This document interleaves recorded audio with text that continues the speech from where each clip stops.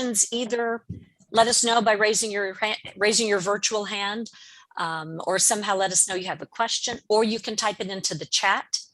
Also, if you did not receive the document that has the panelists' bios and you would like to see their more extensive bios, I put a link in the chat where you can access that at this time as well.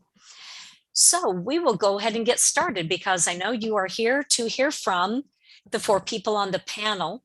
I'm going to change our view to speaker view, and you should be able to see who is speaking then, so that you will kind of know who is addressing you at that point. All right, so to start with, I'm going to ask each of the panelists to introduce themselves and tell you what their role, what their job is, and what that role entails in their current position. So I'm going to start and ask Tommy to introduce and tell us a little bit more about your job, Tommy. Sure. Hi, everybody. I am Tommy Ross. I'm the Chief of Staff for the Department of the Navy. We have kind of a weird setup that may take a moment to explain. The Department of the Navy covers 2 military services, the Navy and the Marine Corps, and we are part of the broader Department of Defense. So we're a department within a department. But I support the Secretary of the Navy, and really my job is to make sure that I kind of work behind the scenes to make sure that the right people and the right processes and the right policies are in place to get all the nearly 1 million people across the Department of the Navy working toward the direction that the Secretary sets in terms of the department's priorities. That's a short description. I can probably go into much greater detail, but that's it in a nutshell. Thank you. And let me also just say, I meant to say this up front. Thank you for having me here today. I'm really excited to be here and really honored to be here with my fellow panelists. Wonderful. Thank you, Tommy. Next up for introduction is Derek Harkins. Good afternoon, everyone. And I'll echo Tommy's sentiments. It's great to be here and look out and see so many wonderful faces, some of whom are familiar. I'm Derek Harkins, and I serve as the Director of the Office of Faith-Based and Neighborhood Partnerships at the Department of Housing and Urban Development, HUD. And as the director of that center, it's my responsibility to convey and make sure that all of the policies, or many of the policies emanating from HUD and the federal government across the spectrum are engaged with by a number of faith leaders and faith communities, certainly as it's pertinent to their needs and their concerns. The other thing that I'm also responsible for is making sure that any and all of our efforts that affect the faith community are being done effectively and responsibly. So it's part of the larger mandate. There are 11 Centers for Faith-Based and Neighborhood Partnerships across the federal government, and all of us work collaboratively to make sure, again, that policy and advocacy for faith communities and community organizations beyond the faith community are met and attended to in an effective way. So again, it's good to be with you all. Very good. Thank you so much. Next introduction will be Liz Edmond. Thanks, Ruth. Hi, everybody. I'm delighted to be here with you this afternoon. My name is Liz Edmond, and I'm an Episcopal priest, but what we're talking about today is my career as a political strategist. And what a political strategist is I help figure out a pathway for achieving things when people have goals that they need to accomplish via government. My current job right now is that I work for the New York State Comptroller, Tom DiNapoli. He is the Chief Financial Officer for the state of New York, and I direct community engagement for the state comptroller. Now, what that means is that I'm in a position where I'm not so much figuring out how to get our stuff through the government. I'm more working with people out in the community to give them tools that they might use to advance things that they're trying to get through government. Because my boss is the CFO for New York State, we're not in the legislature. We're not in the executive branch. We're not making policy. We're not enforcing policy. My boss looks at, he looks at the books and he writes the checks. But as the director of community engagement, what I often do is I'll take reports that our office produces. We're doing all the time. We do audits of state government services. We do reports on the financial health of the city and of the state. And I'll work with folks out in the community to give them the information they need, sometimes to get ideas for reports that we might produce, which gives people information that they can use then as advocates for the causes that they're trying to put forward.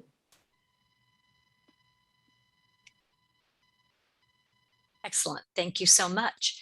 And our final panelist to introduce is Dominique Atchison.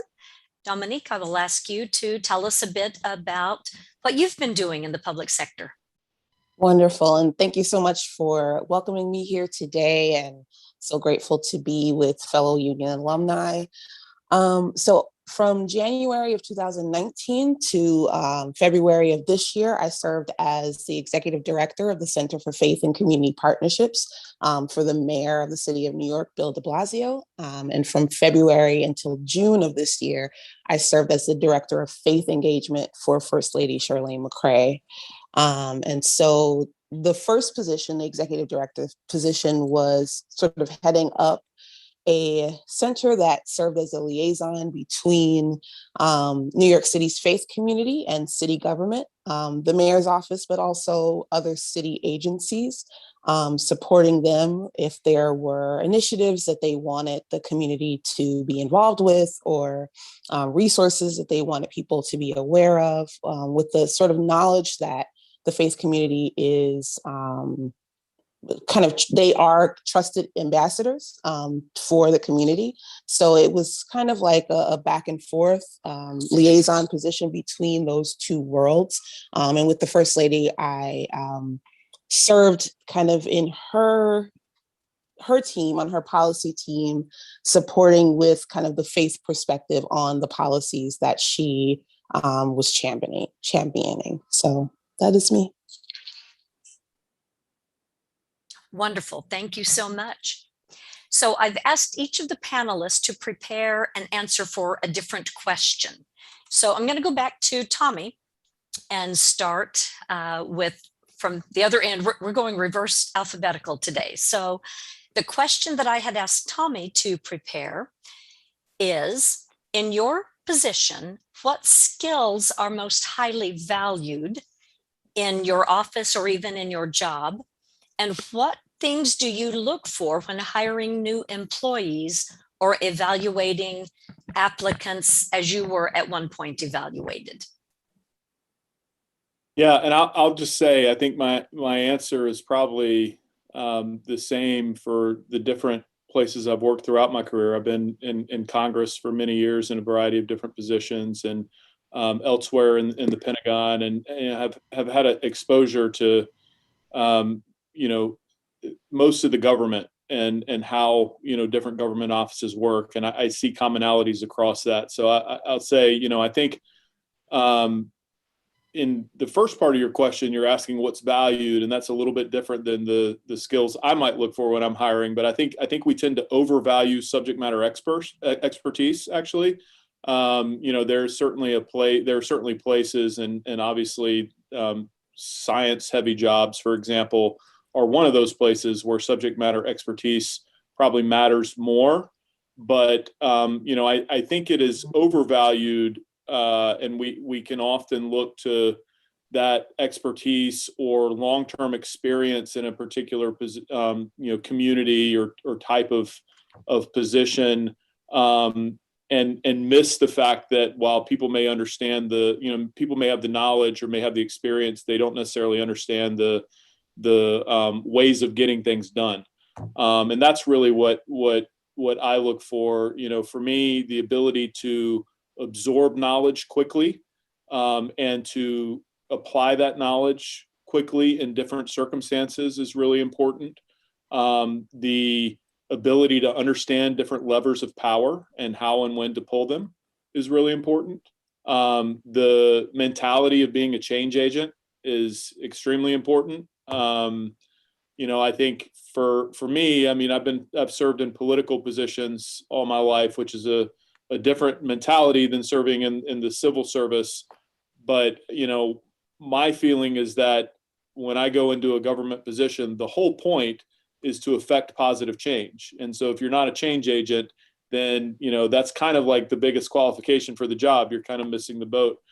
The other thing I would say that I think is sort of relevant to the union community, I love being in the national security arena because all I do pretty much every day for the last 20 years of my career is to wrestle with ethical dilemmas, use of force considerations, and big picture military and foreign policy strategy,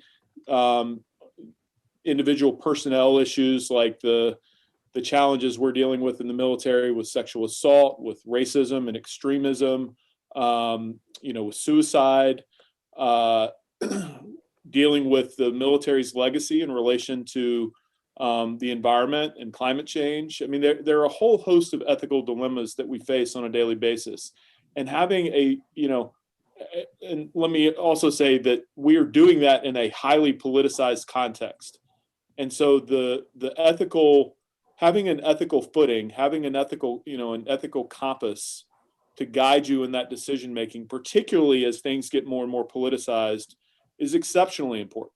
And you can make your judgments about whether we have too much or too little of that these days. I have my opinions, but I think it remains a really undervalued but critically important. I don't know if you want to call it skill. It's really a foundation of critical thinking that really we need in every job across the government. Those are a few things that come to mind. Excellent. Those are items I had not even thought about in terms of all of the challenges that you work with in the security area. So what a great foundation to be able to pull that back to. So next up will be Derek Harkins. And Derek's question has been, what led to your initial interest in a public service career? And how do you square your seminary or faith commitment with the world of politics and government? Derek, take it away. Sure. And I think the best way to even begin answering that is to answer the second part first.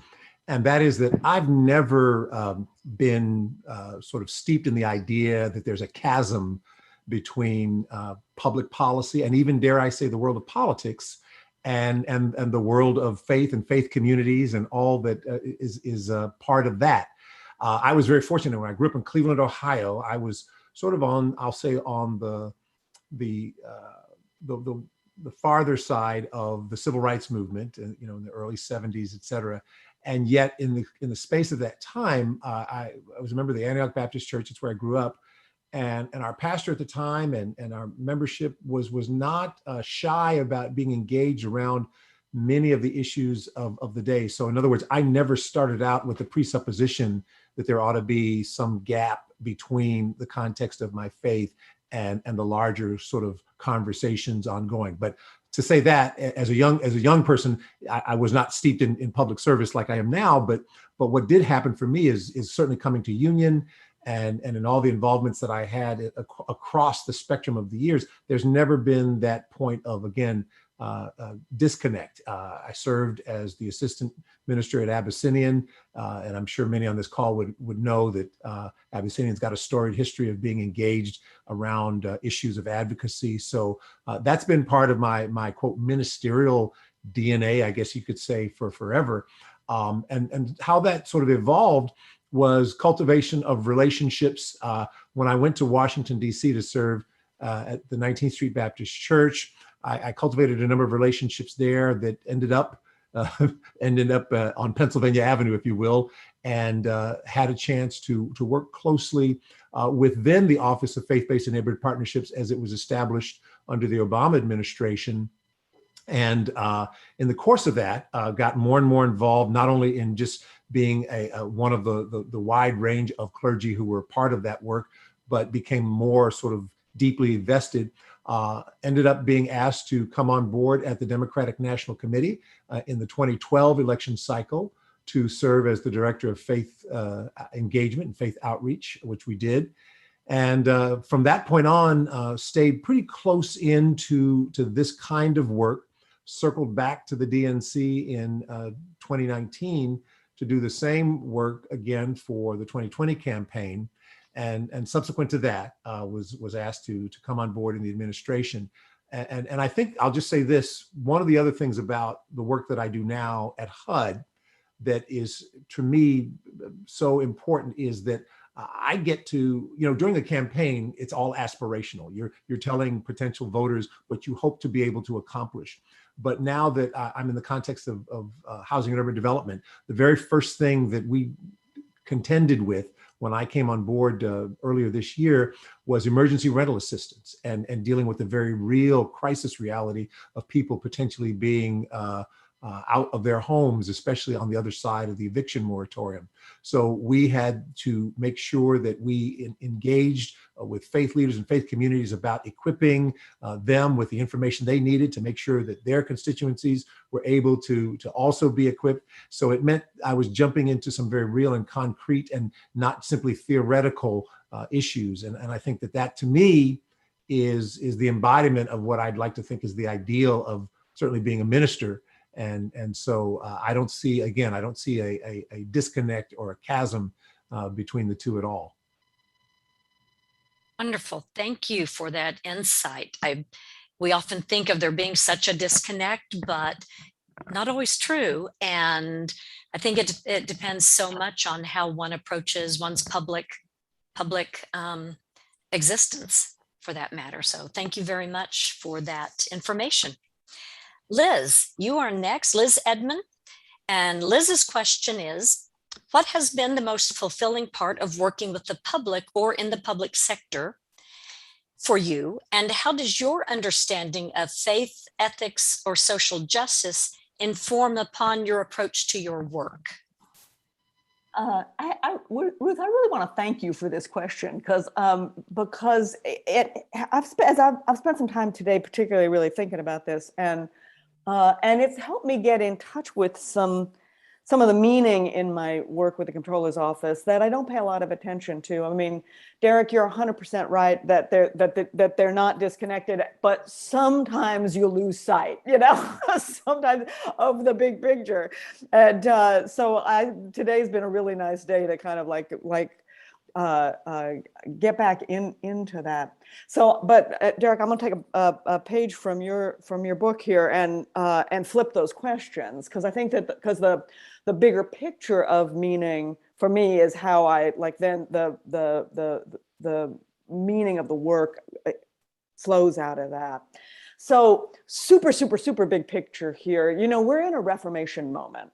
Right? Every 500 years where everybody's thinking a new way about, well, what do we believe?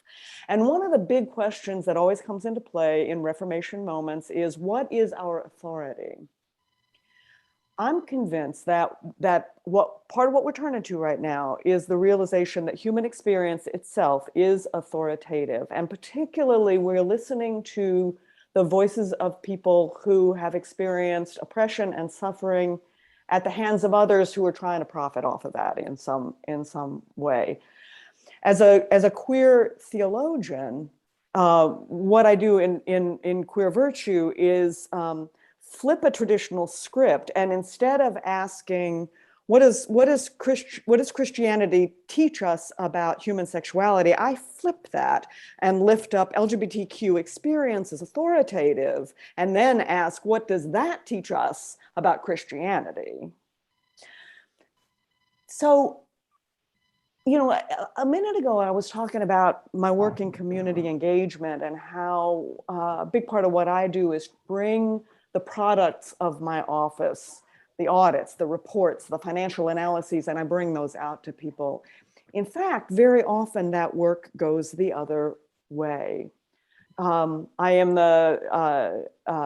specifically in my portfolio, I'm the liaison to the LGBTQ community, I'm the liaison to folks with disabilities, and I'm the liaison to veterans. Tommy, next time we're in the same city, we'll have to grab coffee.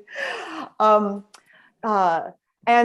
part of what I do is bring the voices of people into my colleagues so that when we're doing economic analyses of something, which might seem kind of dry, we've got real human experience that's informing what we're looking at, what we're seeing, how we interpret that, and what we recommend going forward.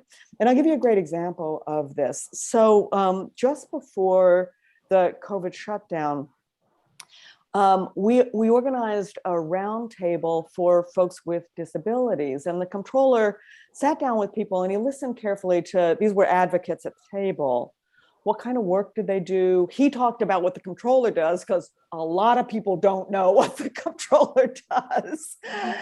And then he brokered this beautiful conversation where he's looking for points of connection. What's the work that you're doing? What does my office do that can help you facilitate that work? Not too long ago, a deputy controller who was working on a report that had to do with ADA, Americans with Disabilities issues, this deputy controller came to me and said, I need to hear from folks with disabilities who are involved in this area that we're working on, because I can go down and do a checklist. Are we compliant? Are we compliant? Are we compliant? But what does that mean if I don't have any information from people who are actually having this experience to tell me, am I even looking at the right things here? And so I came up with this great list of advocates. And I said, what do you think of this list? And she got back to me and she said, it would be super helpful if we had someone who doesn't speak English from a low-income community to talk about what their experience is of this. And so I went back out and found an advocate who works in communities, and they're going to bring one of their clients and be part of a conversation. And that's this way of bringing human experience to bear, so that the controller of the state of New York speaks with authority, not just about this is the checklist, this is how we crunch the numbers, but this is what is actually going on in people's real lives. That is great. And if I interrupted you, I'm sorry. Is there Nope. more? Okay. Nope, that's it. Thank you. Yeah. I really appreciate the idea of bringing voices into, like you say, dry discussions of dollars, but having those voices be recognized and important, and an understanding that just because somebody is in power doesn't necessarily mean they understand all the voices that need to be heard, right? And we haven't usually paid attention to that. So what an opportunity. Thank you. Thank you so much. Very good. All right, our next question and is with Dominique. And Dominique, I asked Dominique to say, how did your union education prepare you for or add to your preparation for a public service role? And then the flip side of this, what did you need to learn from beyond your education for the role that in which you served? Dominique, it's all yours. Yes. And what's funny is that I was like, why was I given this question? It was the question that stumped me. And it's like, I have this job, I have this union degree, and I signed up, I agreed to be in this panel, and why can't I answer this question? But as I sat with it, I kind of came up with it. And the reason why it was a harder question for me to answer is that my trajectory coming to Union and coming from Union was all about the arts. My degree from Union is in the arts of theology. I actually technically transferred from Tisch, Performance Studies program, to Union. I wanted to be in musical theater. I'm a singer, so everything was geared towards the arts. And then I graduated and all kinds of stuff happened. And much of it is a surprise. But I think that what Union gave me, and in our orientation, and I don't know what things are like at Union now, but in orientation, the term social location was used a lot. This emphasis on us being able to tell our own story and kind of locate ourselves in a story. and being able to kind of hold on to your story as you hear a multitude of stories. So in systematic theology, with the late, great Dr. Cohn, hearing all of these differing perspectives, but being able to kind of hold tight to your story came in pretty handy when working with the very wide diversity of faith traditions and perspectives that you run into when working for a city as diverse as New York. We don't get credit. I'm a native New Yorker. We don't get credit as being a faith-filled city, because oftentimes when we think of, the Bible Belt, we're thinking in Christian terms. There's a lot more than Christianity here, and a lot of religion, but a lot of people who are very steeped in their faith and believe what they believe, and to be able to kind of engage all of that and be at worship services and be a part of things that, oddly enough, it was often my own faith tradition where I struggled with. I am ordained Christian, UCC minister, but oftentimes it was actually in Christianity that I struggled with some of the faith perspective. But anyway, I think that ability to kind of hold on to my story, but engage someone else's story came in very handy. I think also, I was on the senior staff of the community affairs unit for the mayor's office in my role. And I think the philosophy of the community affairs unit was to pull people out of the communities that they were called to serve. So the people who serve the Bronx were from the Bronx. The people who serve the Asian community were Asian. And the first person to serve in my role was not clergy, but they thought, let's get creative with the next one and have her actually be clergy. And I think it came in handy that I was able to build relationships, and that I had some pretty strong relationships. Many of them were based at, someone that I met with Union or connected to through Union.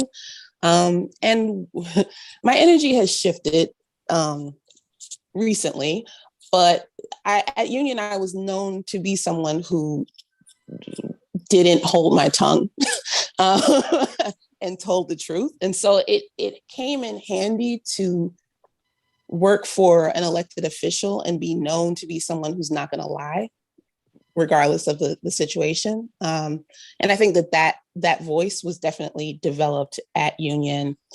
On the flip side of things, I think just in general, and I don't know, again, what Union is like now, but to know a little bit more about what's on the ground, what's happening, that's actually happening in the world. My Union education was really kind of prophetic in the way that it was kind of thinking about a utopia where everyone interpreted the Bible in the most educated way, where everybody was, moving towards progress. And,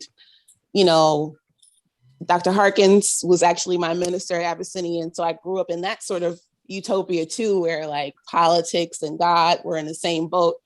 And then you walk out of, coming from Abyssinian to Oberlin College to Union Seminary, and you walk out into the world and you're like, whoa, people believe that?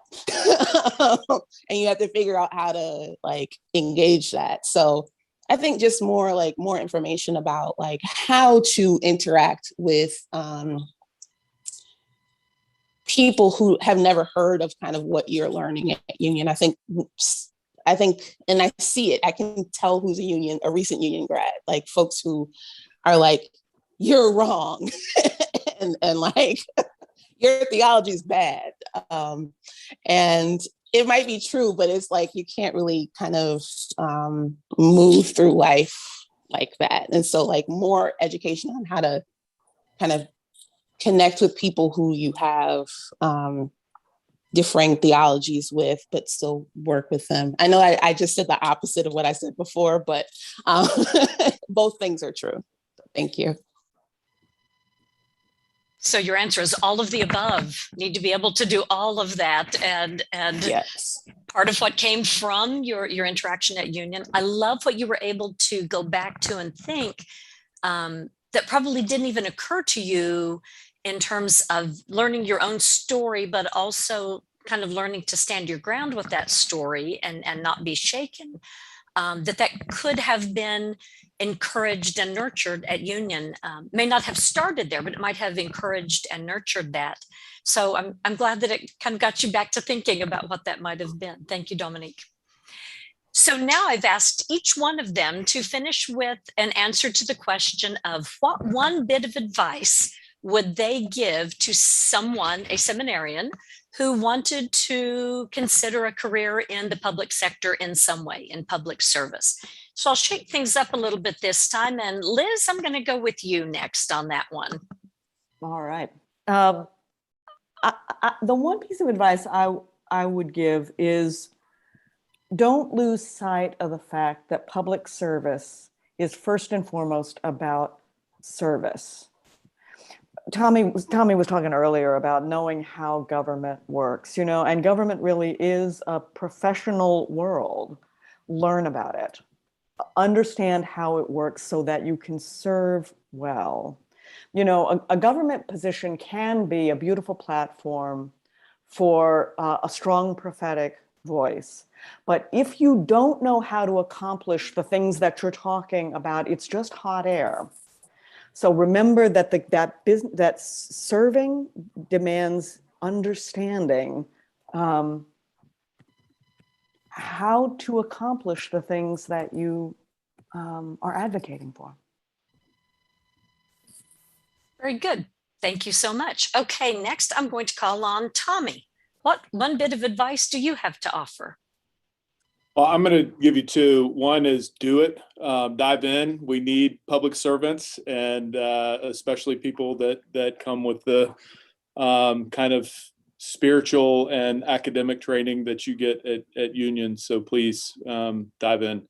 I think the other thing I would say is it's really important, I think, as you enter into public service, to know who you are and what is important to you, kind of what your red lines are, and not just red lines, but your red lines and sort of your core beliefs, and to be able to understand, how to match your core beliefs with the people and or institutions that you're working with.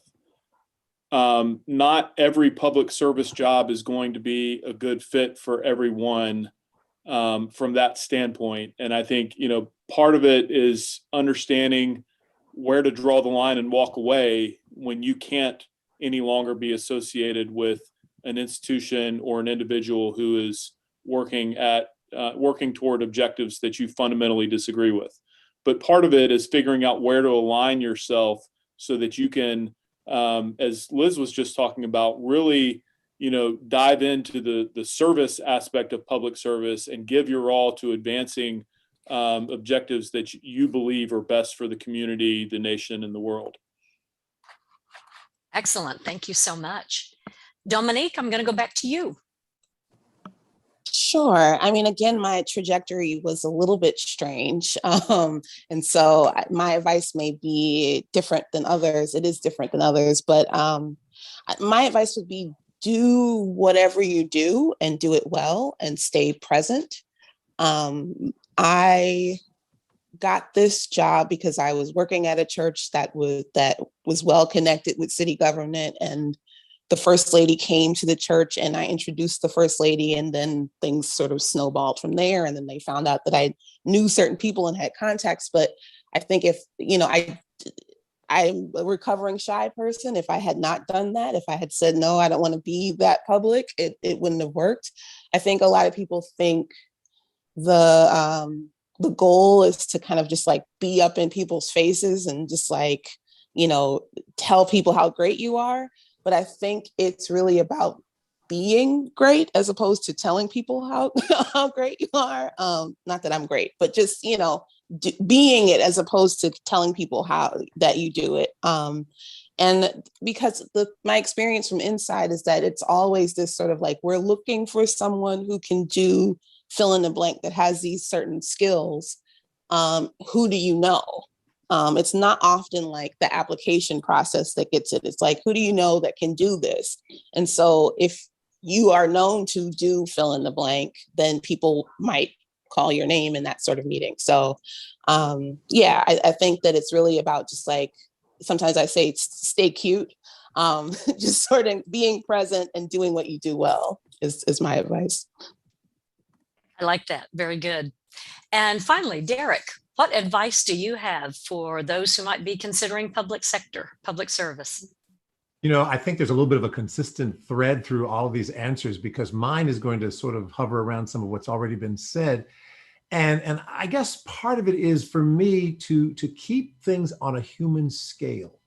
You know, I can't speak for everyone here, and I don't know about Tommy's experience, but certainly for people who serve in the federal government at the upper echelons, it can be quite alluring in the sense of its grandiosity. I mean, the places you go and the people that you encounter. And I tell people all the time, whenever I, you know, and this I apologize because this is not a humble brag, but it's just hopefully illustrating the point. But on the many occasions that I've gone into the White House, whether it be the executive office building or the executive mansion itself, there are two things that I think about. And this is the honest to goodness truth. The first thing that I think about are those people in my family who've come before me for whom this would be divide by zero. You know, my grandparents living in segregated Kentucky and Alabama, for whom it wouldn't have been imaginable that I would be walking into the White House with some measure of engagement with the persons in power. And certainly for the prior 8 years before these last 4, it would have certainly been divide by zero when they considered who was in the Oval Office. So that's first. I mean, it's humbling, but then the other side of it too is to understand, as has been said by some of the folk here, that it's about engaging with people, and I always say on a human scale. You know, I'm fortunate because what I do at HUD reminds me of that all the time, that yes, you're talking about unimaginable amounts of money that most nonprofit institutions would never come close to. But at the same time, what you're hoping to do is make sure that you engage with where people are, where people live, and in the places oftentimes where they're the most vulnerable. And that might seem a lot to kind of keep in mind, but I just think being able to remember that what you're doing is again, on a human scale. And the last thing, I apologize, Tommy, you gave 2, I'm gonna give 3. The last thing is this. You know, I served as a pastor in Washington, D.C. for nearly 20 years, and through 3 presidential cycles, 3 presidential administrations, I should say. And one of the things that I came to realize, and this is a little bit humbling, is that for all of the grandeur with which an administration begins, and certainly with people who are the political appointees come into office, it's all temporary. You know, on the best of days, a good solid 8 years. And that I hopefully humbles people enough to realize that you need to do the most that you can with what you've got. And often that's that limited frame of time. And it's important to keep perspective so that you don't allow yourself to be, again, smitten by the surroundings and then ultimately ineffective because you're not really engaging with the people you need to engage with. What great advice. Thank you all.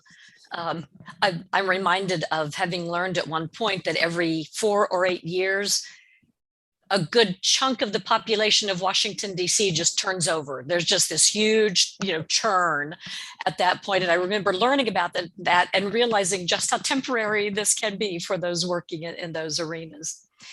So now we are to the question and answer period for those of you who are attending. And Kevin, I'm going to ask you to keep an eye on the chat and be able to read those.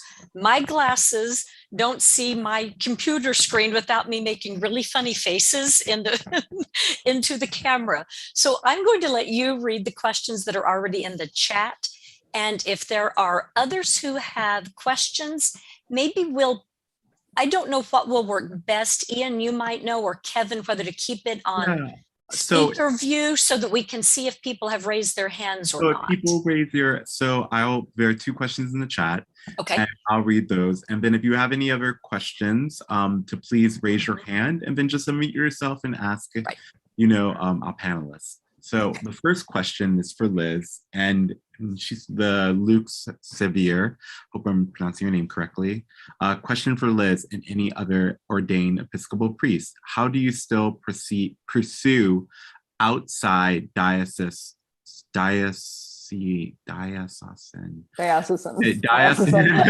employment without being a parish priest and chaplain? I hope my mother isn't watching. And then so that's one question. I just want to get you can answer that, and then I'll say the next one.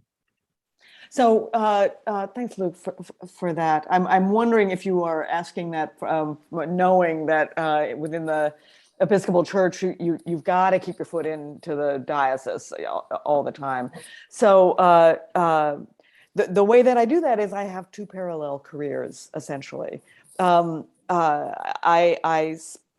stay involved in my diocese, not very actively, and they understand that because it does tend to be dominated by people who are like parish priests, and they work on Sundays, and when they want to gather, they tend to do it during the middle of the week when I'm at work. So there's a whole lot of stuff that I miss. But I pay attention to my canonical requirements, like making sure I'm at diocesan convention and that sort of thing. And I function as supply, sometimes as long-term supply. Some people do this by having some kind of affiliation with a parish, so that it may be the place. I for a while there, I was at this wonderful parish out in South Orange, New Jersey. I'm canonically resident in Newark. And the rector there invited me to consider that parish my altar home. That's how she ALTAR, my altar home. And I wasn't there every week because it's hard to get out there from Manhattan. But when she would travel, I was her first person to come in, and I established a long-term relationship with that parish. I just want to say quickly that because I think this is pertinent for union grads and students and alum particularly. I need to have another career that's not based in the church, because I do queer theology. And I have done queer theology for years as the church has kind of come along on that. And the truth is, there still is not a job in the Episcopal Church for somebody who does what I do. So I actually kind of have three careers. I've got my political career, I've got the supply stuff that I do in the church, and then I've got this work and this kind of freelance work out there, writing and speaking and engaging folks on topics around queer theology. So I put them together, and what's hard about that is that it's three careers, it's three jobs essentially, and they compete for time. And my kids compete for my time and all that, it's a lot. It's hugely demanding. But one of them pays the bills and is fun and kind of easy. One of them is my real passion. And one of them keeps me connected to spiritual communities that are being built. And I need all three of those. Thank you so much for that, Liz. And there's another question from Tom Major. Thank you so much for this comment, Tom. So I'm going to read it. Greetings and thank you to the panelists. I've spent about 30 years in the federal and state civil service out in Minnesota, as I have watched policies and political discussions that ultimately determine the quality of our communities and relationships, and indeed our actual existences. I have become convinced that most of the problems in our common local community and nation are less a matter of addressing technical problems and forming and creating a collective moral will to address these critical problems. How do you think a seminary degree and training informs how well we address these problems of common life? And I think he has these directed to all of the panelists, so whoever wants to jump in first. I'll be so bold as to start now, and I will agree that a common collective moral will is incredibly important, and it takes visionary leadership. And I think and part of maybe what one garners from theological reflection and education is you learn that there needs to be an understanding of perceiving things outside of yourself.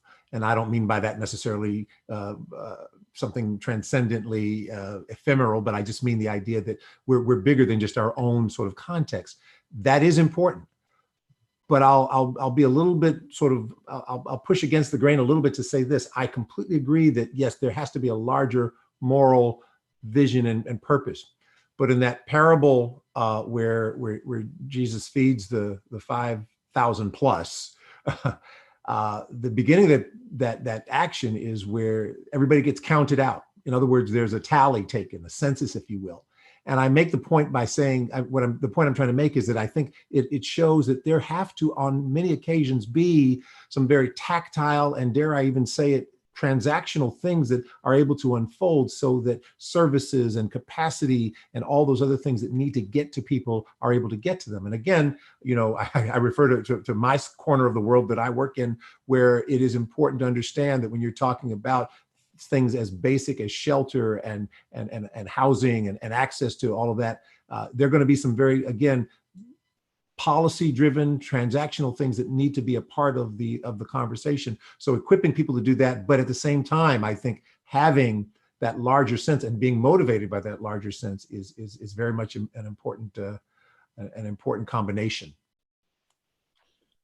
I'll just jump in, and Derek, I had a very similar reaction because I think we're having a lot of these kinds of arguments in the Navy and in the Department of Defense more broadly right now. For us, it's thinking about how do you change culture across the military? Because if you look at some of the issues we're facing, like racism in the ranks, for example, that is a cultural issue. We need to change the culture of the military services to make it clear that kind of behavior and attitude and perspective is not welcome.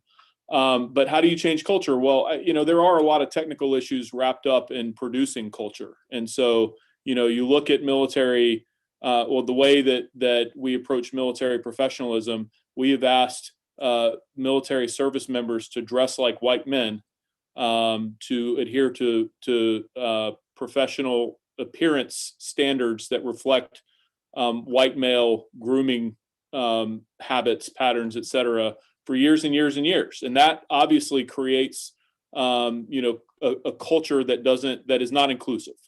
We can change that. That is a technical issue that we can change, and it will have and we are changing it, and will have an impact on the culture. So I think, they are in kind of dynamic tension. I think understanding, as Derek's, talked about, seminary education is really important for helping understand that dynamic tension, for helping, understand the sort of common humanity we share and be able to see very complex issues from different perspectives. Going back to where you started, to begin with, to understand the importance of community. I think, a sense of community and the power of community is something that, sort of pervaded my union education. And I think it's something that's often lost as we're thinking about big policy initiatives, is how do they affect the integrity of the communities that they're directed to impact. And so I think it's an exceptionally helpful perspective to orient people to understand some of the deeper dimensions of the policies under consideration. Thank you for that, both Derek and Tommy. Another question from Karen. So Karen is asking a question that was on my mind as I was thinking about this panel today and hearing discussions, is that Karen has graduated from Union in 2019 and has a MPA, a Master's of Public Administration.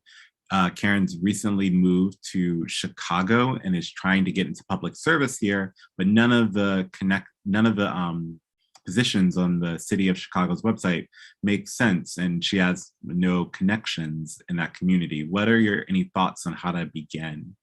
And then another question that I was thinking about is like, how do you communicate? Because I think they're kind of tied together. How do you communicate your seminary background when it comes up in your job or your career choices? Like, how do people ever, when they find out that you went to Union? And Derek, it might be a little different for you, but do you ever encounter any kind of like, not pushback, but like quizzical like looks like, how did that work? So take it from there. And Tommy, you're the first one, so I would love to hear from all the panelists, and you're the first one on my screen. Sure. I think on your question, I get quizzical looks all the time, as you might imagine, having a seminary degree in the United States Department of Defense. It's kind of a weird thing because before all the meetings we have with senior officials, people are really into reading bios, and there's kind of a habit among military leaders of picking out something specific from your bio to like make chit chat about.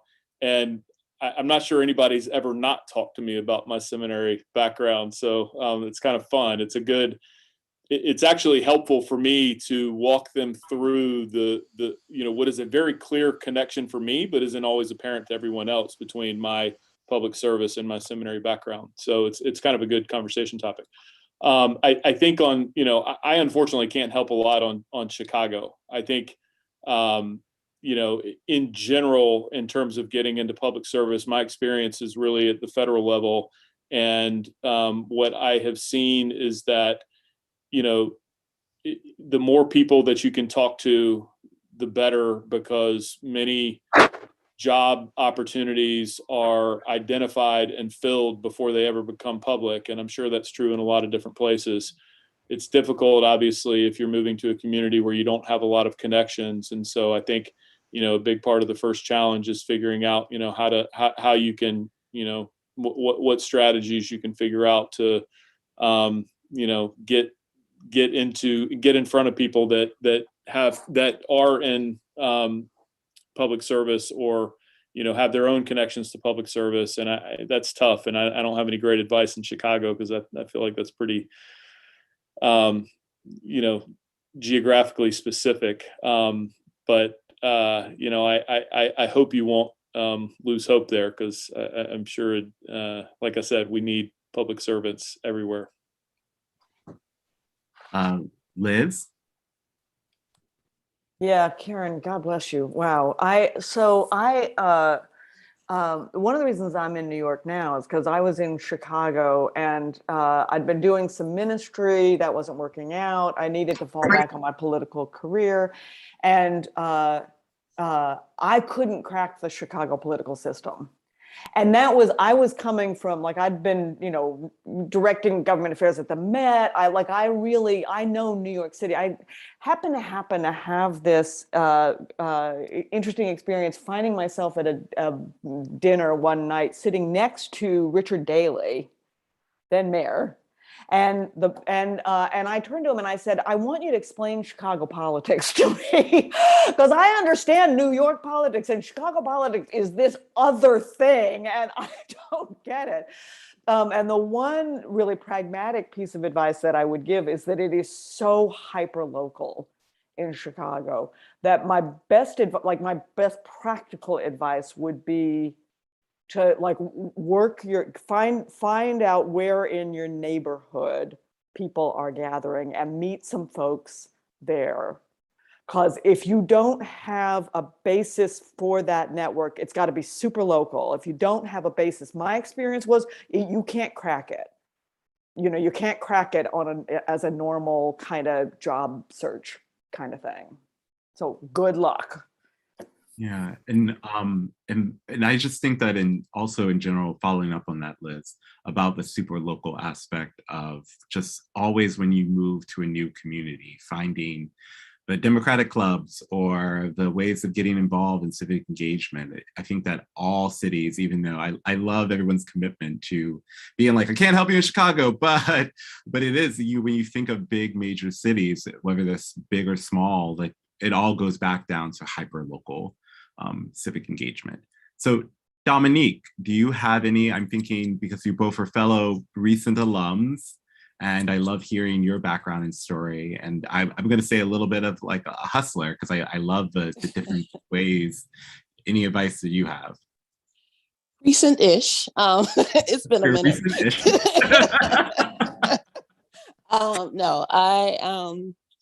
So I think that patience is going to be a good thing. I mean, again, I feel like a broken record, but I came into this in a surprising way. But I think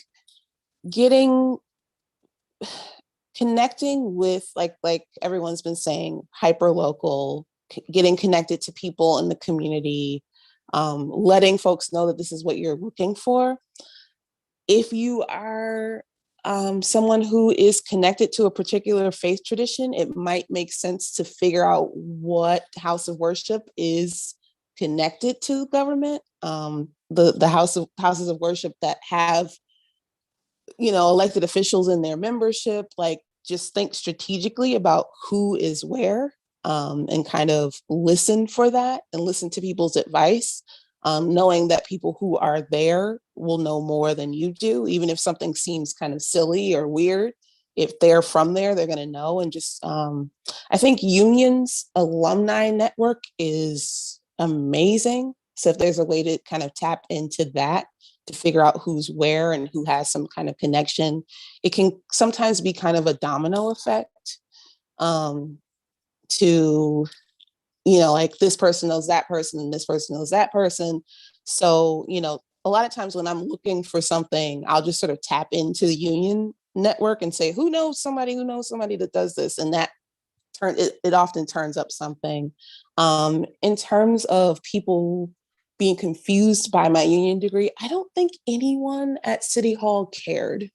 It wasn't strange looks. It was just sort of like, no one really cared. I think that there is a way, at least in New York City, that government doesn't sees all clergy as one sort of glazed over thing without any real specificity. And I was the one that had to kind of constantly remind them, there's specific paths, there's specific faith traditions. So I don't think people even kind of noticed that there was a thing where people go to seminary to train to become clergy. I didn't see that kind of level of specificity in how they viewed faith leaders. But yeah. Thank you so much for that, Dominique. And last but not least, Derek, do you have any words of advice? Well, like Tommy, I'll just say that at the federal government level, there's definitely a lot of inertia, and even though the administration is still, relatively speaking, new, we're not even a year in. It's a very sort of slow and deliberate process, which doesn't necessarily portend anything negative. It's just the fact that, on that level. So I can't speak, as you just said, Kevin, I can't speak for Chicago, but it is right. You're right. Chicago probably, if you were talking about this in Boston or Philadelphia, maybe, you'd be similarly, in terms of a very insular kind of context. So that might be part of the challenge there too. I don't know. I would just say again, yeah, who you engage with, making sure you are visible. What did you say, Dominic? Stay cute. But in all seriousness, I think it's important to begin to forge those relationships. And I would just say to the question, think about the context that you find yourselves in. What relational pieces can happen there? And you don't have to do that cynically. I mean, you can do that authentically and engage with people, knowing that you're trying to be broader in your overall connectivity with the world of public policy. But yeah, I'd say it's probably important to figure out who's within reach at present and cultivate those relationships.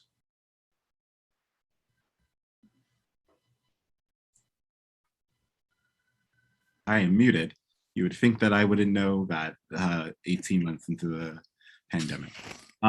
Thank you all so much for your amazing and very thoughtful answers to tonight's questions. But I'm going to turn it back over to Ruth to close us out. Excellent. Thank you so much, everyone. Great questions, wonderful answers. Panelists, thank you for being with us. This has been very enlightening and insightful. For those wondering why, I just popped a little message into the chat. All alums of Union and students of Union, if you want to learn more about kind of how to do this connecting networking thing, I do that. That's part of my job is to teach people how to do this. You can contact me, make an appointment, we'll talk about it. But we will let you all go, especially those of you attending. Panelists, if you can hang on for a second, I would like to just say goodbye to you at the end, and we will say goodbye to our attendees now. We are glad you are here, and thank you so much for making this an excellent event.